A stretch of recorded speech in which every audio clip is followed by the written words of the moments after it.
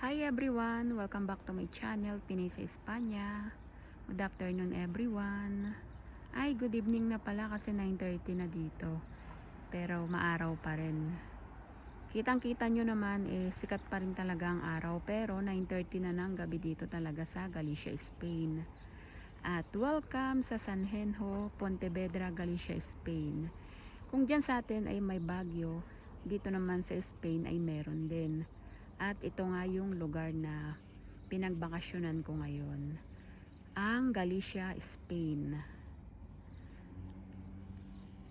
Itong Galicia, Spain ay matatagpuan sa tuktok ng bansang Portugal at bordered ng Atlantic Ocean. Napakaganda naman talaga ng mga view dito, oh. Sulit na sulit.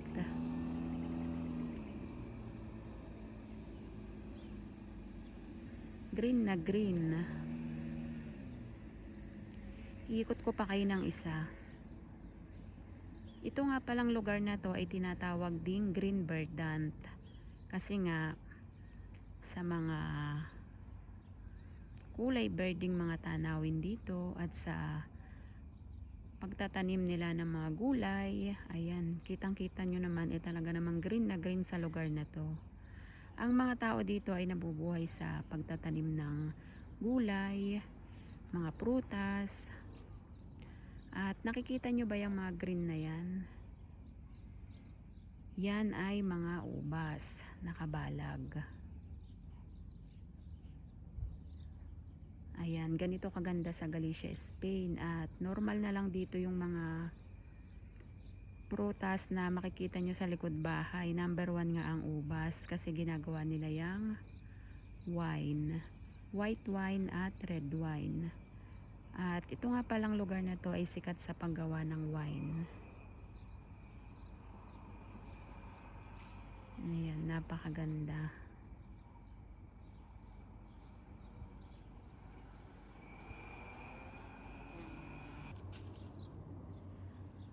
Ayan, ito nga palang lugar na to ay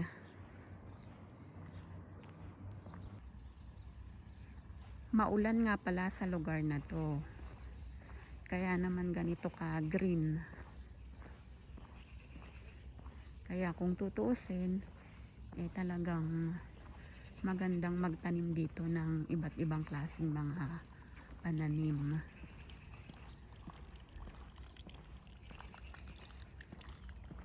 Pababa na ako. Galing kasi ako kanina dun sa taas.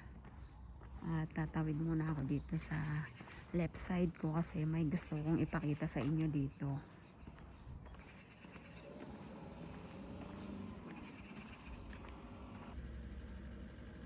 Ayan, ito yung gustong gusto kong ipakita sa inyo. Nadaanan ko na to kanina pero nilagpasan ko lang dahil nga sabi ko mauuna muna akong pumunta dun sa taas. Ayan, nakikita nyo ba lahat yan? Ubas yan lahat. Ayan, nakabalag. Pati dun sa kabila, halos lahat ubas yan. Yan ang number 1 nilang itinatanim dito, ubas. Yan, lapit tayo ng konti. Ayan, ubas yan. Ewan ko lang kung nakikita nyo kasi hindi ko alam kung klaro ba kasi medyo malayo. Andito kasi ako sa taas. So ayan, ubas lahat yan.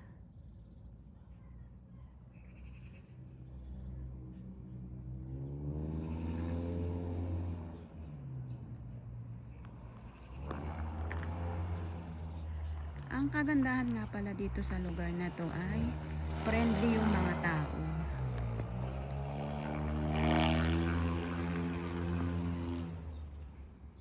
Ayan, ubas. Pakita ko sa inyo yung banda dito. Kasi kanina yun yung pinakita ko. Akala nyo parehas lang yan pero mahaba kasi yung taniman ng ubas na nadaanan ko na to. So ayan, lahat ubas. Nung bata, naiinosentehan ako sa ganito kasi syempre, dyan sa atin sa Pilipinas, mahal naman talaga ang ubas. At dito,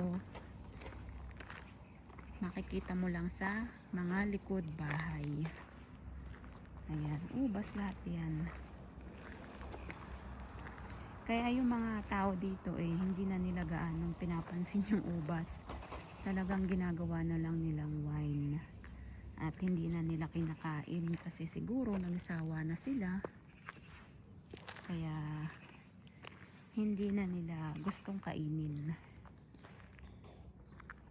Hinaharvest lang nila yan para gawing wine. Red wine at white wine. At kung mapapansin nyo naman napakagaganda rin ng mga bahay dito. Ayan. At dito naman sa pababa na to dagat na. Maraming pwedeng daanan dito kapag gusto mong pumunta ng dagat. Yun yung kagandahan sa lugar na to. At ano yung napapansin nyo? Di ba wala kayong nakikitang basura at mga kalat dito sa dinadaanan ko?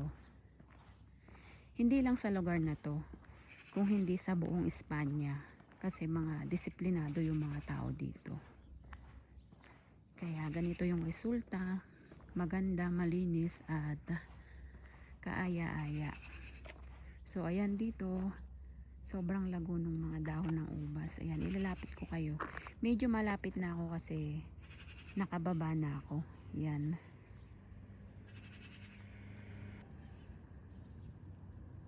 So ayan. Ito yung itsura ng ubas. Nakakatawa kasi dati talaga namang sabi ko, ano kaya itsura ng dahon ng ubas? Ano kaya yung itsura ng ubas? Puno ba siya? Hindi pala siya puno, kung hindi vines. Ayan, gumagapang.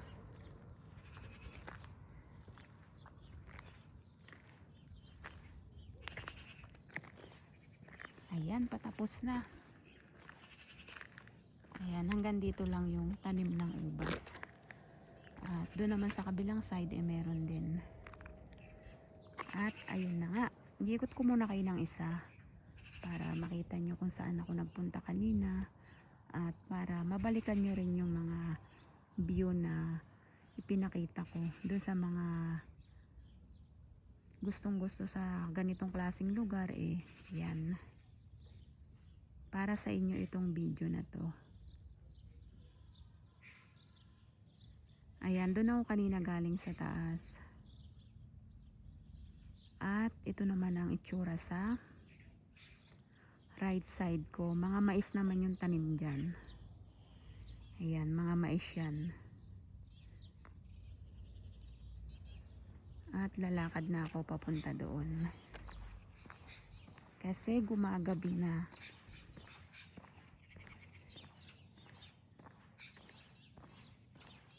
Dito nga pala sa lugar na to kapag ganitong summer, late lumubog ang araw. Lumulubog siya mga 10 to 10:15 ganun.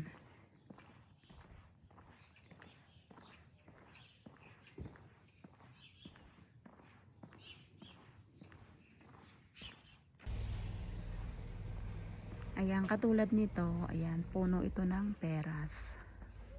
Saka mansanas, magkatabi sila. Yan. Yan, peras. At doon naman sa kabilang puno ay mansanas. Yan.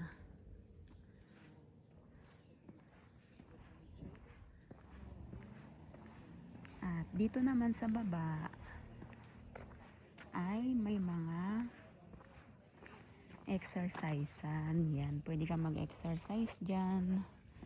Kapag ka umaga, marami kong nakikitang mga matatanda dito. Nag-exercise sila. So ayun, uupo muna ako dito dahil napagod ako. Almost 1 hour ako naglalakad. Pero sulit naman kasi Pinagpawisan ako at na-stretch yung mga muscle ko. Yun yung importante sa lahat. So ayun, sa mga hindi pa nakasubscribe sa channel ko, please subscribe na kayo, Pinoy sa Espanya, para lagi kayong ma-notify sa tuwing mag-a-upload ako ng mga video, magla-live at marami pang iba. At thank you din pala sa mga subscribers ko na patuloy na sumusuporta sa channel ko. Kung di dahil sa inyo ay wala po si Pinoy sa Espanya. Thank you so much! Ciao, ciao!